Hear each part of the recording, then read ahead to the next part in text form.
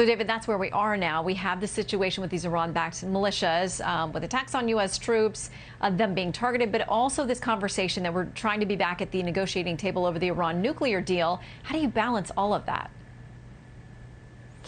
Well, Congressman Crenshaw is basically right, and it's notable that this is bipartisan. There's bipartisan support for what Biden did, the airstrikes on the Shia militias. Notably, President Trump did similar airstrikes in 2017, 2018, and 2019. And Congressman Crenshaw is correct that we want to have leverage as we go into these negotiations with Iran. And Iran is certainly testing us by using its proxies, the Shia militias known as Hashd al-Shaabi in Arabic, to do drone attacks on our military and diplomatic personnel. So it was important that Biden responded. Notably, Biden used self-defense under Article 2 as the basis to respond. The response was proportional, and I think this is going to be ongoing. But also it's notable that Iraq is in a battle for its soul, and the two big influencers in Iraq are the U.S. and Iran. And some people in Iraq, notably the prime minister in Baghdad,